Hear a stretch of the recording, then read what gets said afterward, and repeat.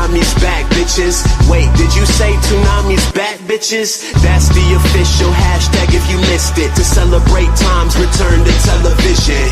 Yeah, Toonami's back, bitches. Wait, did you say Toonami's back, bitches? That's the official hashtag if you missed it. To celebrate Tom's return to television. Welcome to the anime action fan sanctuary, with Tom providing that slick commentary. The other king of television besides Mary, full of new shows. So if you could pick anything else other than wrestling to do, what would you want to do? I don't know. Yeah, I don't know. This is all I've ever done. It's kind of weird, you know. I never aspired to do anything else. I never went to college, which is probably really awful to say. You should go to school. I never wanted to do anything else. This is it. So I don't know. I guess I would be an adventurer. I'd be like Indiana Jones. Well, we're here at Wizard World, so the next question a lot of people have is, if you're a comic book character, what power or ability would you want?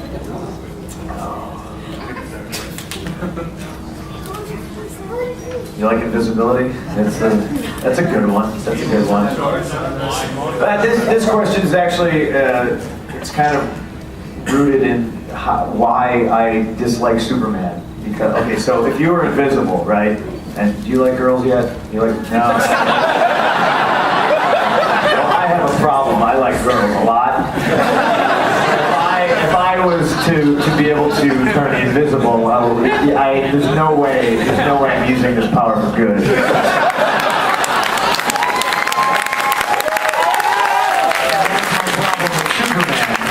He's indestructible, he can fly, he can disintegrate people with laser beams from his eyeballs, and everybody has bad days. You know, there's all kinds of stories out there about me being a big jerk, and, you know, certain people catch me at the wrong time, like, you know, at 5 in the morning, and you're sticking a camera in my face when I'm trying to pee is probably not, you know, and if I was Superman and that was happening, I would melt you. And I'd just be like, oh, it's just a bad day. What are you gonna do about it? I don't know. Being able to fly would be pretty cool. Make the travel easier.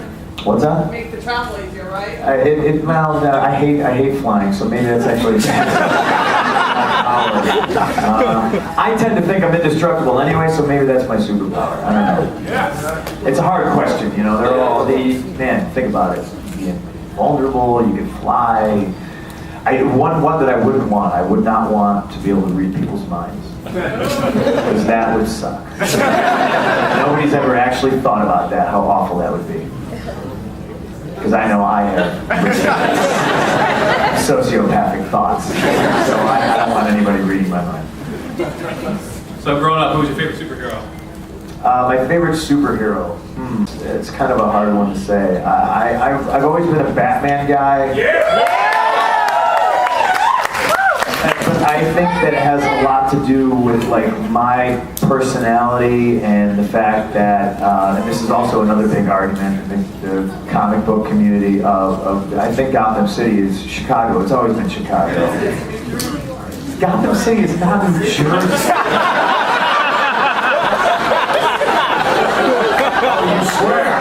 swear it's New Jersey. You swear? Yeah? No.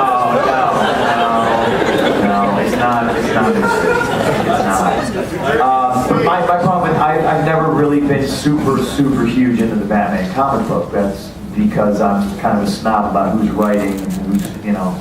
Right now the Scott Snyder stuff is amazing, so I'm pretty happy with it. Got a couple tattoo questions here. What was the first tattoo you ever got? The first tattoo I ever got was the cover of the Operation Ivy album. It's on my left calf. Yeah. So God, I think I was 16 years old. A little badass. I was like, I got a tattoo. Yeah, that was the first one. It seems like you might be running out of room. You plan on getting any more? Oh, I got tons of room. My legs are still wide open. That time is the problem, you know? I mean, I got my chest done a couple days after, actually I think the day after I got elbow surgery a couple years ago, because I thought I would have time off, and then they brought me to TV the next week. So now that was when I exploded my hip. I've never ever had time off. It's fascinating. I don't know how I do it. So what's the meaning behind the Rosie the Riveter tattoo you got? Rosie, behind Rosie is the wrenches, which is Earth Crisis thing, which straight edge. Correct, and the banner says this is a war, and Rosie's X'd up. I'm a feminist, believe it or not. I always have this super respect for women. I think women are the stronger of the two, and you guys put up with a lot of bullshit. So.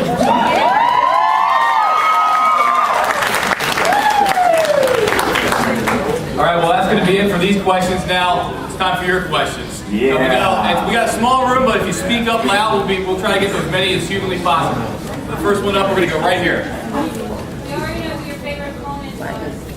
What was your favorite match? My favorite match I've ever competed in. Oh man, I don't know. That kind of puts me on the spot. There's been a lot. I miss wrestling Joe a lot. I think that time period in Ring of Honor where I was working Joe and I worked Jimmy Rave. I think selfishly because that was all me to an extent, not the in-ring stuff, but like I legit got Joe drunk one night and talked him into wrestling me for 60 minutes. And I called Gabe and I was like, yeah, we're doing 60 minutes. And he was like, oh, this is awesome, this is such a great idea, great. And then Joe woke up the next day and he was like, what did I do? Creatively I had all these ideas and I had an outlet, and Gabe trusted me enough to be able to do it. The Summer of Punk stuff, when I walked in and told Gabe I signed a contract, I literally laid out, I go, but this is what we're going to do. We're not going to tell anybody. Everyone's going to think I'm gone. We're going to trick them, and then we're going to stab them in the heart. That was, that was all from my sociopathic brain. So that's like my favorite time, just because I was I don't know, I was on point. I felt like I was really creative, and being able to wrestle guys like Joe and stuff like that, it is a pleasure. I hope someday I'd be able to wrestle him again, and I think the 10-year anniversary of me and him wrestling is coming up. So maybe I'll quit and go wrestle Joe. Who inspired you to start pro wrestling? Who inspired me? I would say the two people who inspired me to wrestle the most. Number one was Roddy Piper.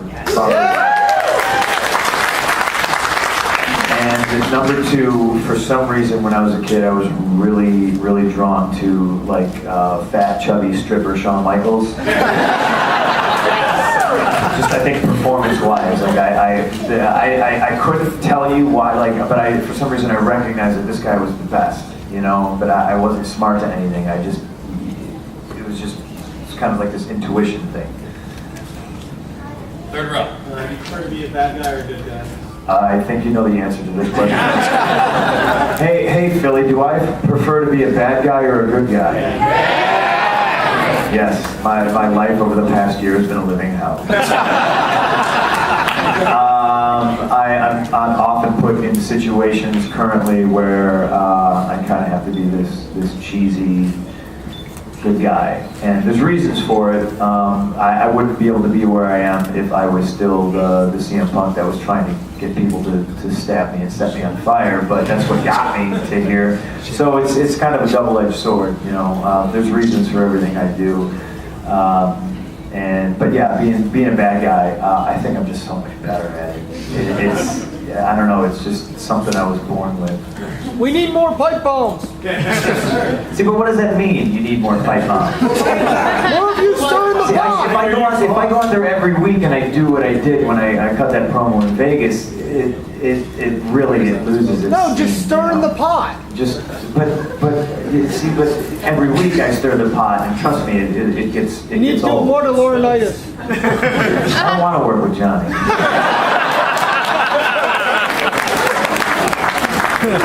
Green shirt right here. I gotta be the one that asks this. What was it like fighting homicide in a strip club? See, this is the crazy stuff I did. This was all things that led me. These are roads that led to the WWE. Because I at the end of my run on the Indies, I was so bored, and I'm very goal oriented. Like, I need to do the next thing. I need to find out what the next goal is, and I need to conquer it. So thankfully there's still a handful of things I need to do in the WWE. Otherwise, I don't know what I would do. But I was always trying to push the envelope, and it was one of those things. Our show was run in the same building. The front was a strip club, and like the back was it was like a nightclub. And we were running the show in there, and we had this Falls Count Anywhere match. So naturally, I was like, well, what happens if we go fight in the strip club and not tell anybody? What's going to happen? And he loved it. He was like, yo, dog, let's do it. So we did it. And, like, nobody knew what was going on. Those girls had no idea. So that was all pretty spontaneous. And it's just goofing around and having fun. Yeah. Billy's hat in center. Now that you and Daniel Bryan and are big stars in WWE, obviously going back to your ROH days, you guys were huge there. Just how does it feel now that you guys have come almost full circle and you're main eventing things like WrestleMania and other pay-per-views? I mean, it's pretty cool. Yeah, I'm too close to it to really, I think, appreciate. But I mean, a lot of people tell me, a lot of you in the crowd today were like, I used to see you at the Murphy Rec Center, and it's a pretty wild ride. It's a pretty wild story if you sit and think about it. I mean, he's been fired from his company 2 times. He was hired early in his career as a developmental wrestler, and he got fired. And then obviously he was fired like a summer or 2 ago. And then there's me, who, everybody since the beginning of time, since I worked for Ian Rotten, told me I would never work here because OVW was a developmental territory and they hated Ian. And blah blah blah blah blah blah blah. I'm essentially, I think that's a big part of my DVD too, is I'm essentially the guy that was never ever supposed to make it to the WWE, and here I am.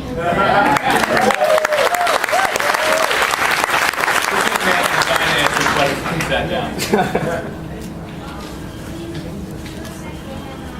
He asked me if I respect Daniel Bryan. Of course I respect Daniel Bryan.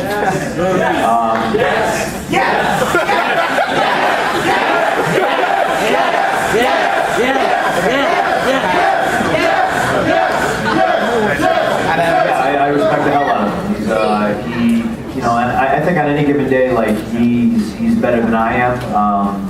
There's certain things he's better at, and there's certain things that I'm better at than him. And I think it's just it's a great marriage in the ring.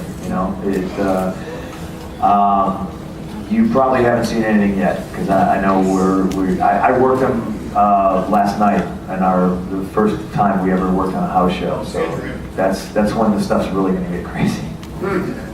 Right here.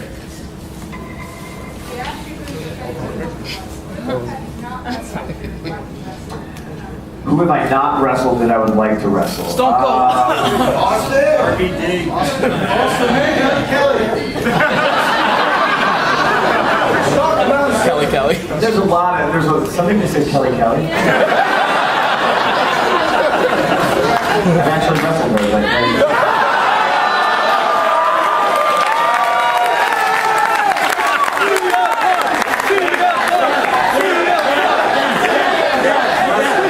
Wrestling, guys.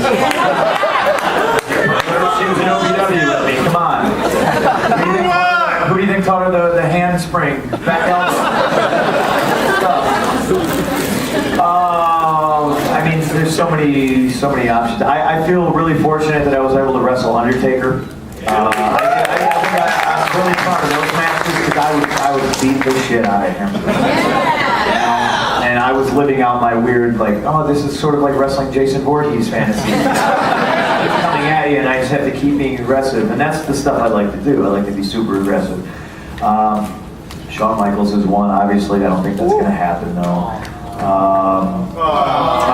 Not to me, guys. Obviously, I think old Stephen Austin. Yeah, I don't know. A lot of people want to see that for some reason. I don't know why. I think I would like to get in the ring with The Rock, too. I think right now that's a more viable option because he cut a promo before he left again and said that he wanted to be WWE champion again. So I'm here, you know. Don't try his ass! Put his ass to sleep. Watch out for AJ! There's a lot of people that I wish I could have wrestled though that I never got a chance to. Something like Muda, you know. I could sit here and talk about that forever. We're right here. How was working with Raven? Raven was the first guy to really kind of teach me stuff. Everything else was just like, you know, I want to do this, and then okay, well I want to do this, and then it's your turn, and it's my turn. He taught me a lot of stuff. That being said, he kind of wore thin after a while. I was married to the guy for like a year, you know, but he did teach me a lot. Right here. Yes, you. I lived in El Paso for a couple years, and I'm wondering if you have any special memories of Eddie Guerrero. Oh, I got a ton of special memories about Eddie Guerrero. Another guy I was fortunate enough to wrestle multiple times. And damn it, the guy was a friend of mine. You know, I think he's actually the first person that called me after I fractured my skull. You know, and he knew, he was like, what did you do? You know, it was like a neck breaker. And then Eddie was the guy to tell me, you know, it's not the moves you do, it's when you do them. And I was like, oh, I wish you would have told me that a week ago. That broke my head. Thanks. Yeah, I got a special relationship with his daughters and Vicky too, so that it carries on. So it's pretty cool as a kid who, you know, I mean, he was the greatest wrestler in the world, you know. Whoops, sorry, that's so rude. Sorry. Yeah, tons of great memories about Eddie though. Thank you very much. It's really from Justin in the front, so you can answer this question. Okay. Go ahead, Justin, you answer. What do you think about John Laurinaitis? He asked me what I think about John Laurinaitis. I'm going to tell you a story.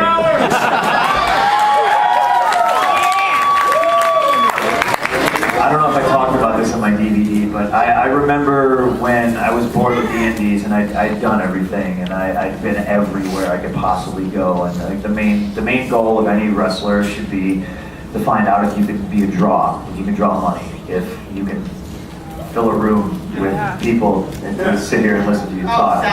Right. So I wanted to get a job, and Tommy Dreamer was sort of in charge of doing it. Tommy called me up and he was like, "Hey, Tom, listen, you're gonna need installation. We thought we'd like to book you, blah blah blah." And I asked him if it was one of those, am I just going to be an extra? Am I going to be eating catering and filling a spot, or do you actually want to look at me? And he said the company actually wants to take a look at you. You know, I said, wow, okay. Well then, do me a favor and call me the next time you're in town because I'm not ready yet. And that's when I really kicked my ass and got in the best shape of my life. I changed my gear. I changed my look up, and I went and I was doing darks like crazy. I worked, I think the 2 TV things I did, something with Nova and Maven. I worked Val Venus.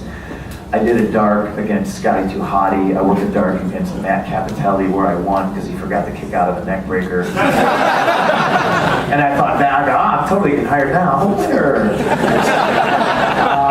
It was in a really weird match. I worked Amazing Red in a dark in Hershey, Pennsylvania. It was so bizarre. The thing had me work this litany, and I knew I was so cocky. I was like, I'm getting hired.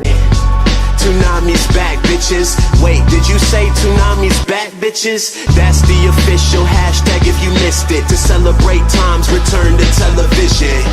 Yeah, Toonami's back, bitches. Wait, did you say Toonami's back, bitches? That's the official hashtag if you missed it. To celebrate Tom's return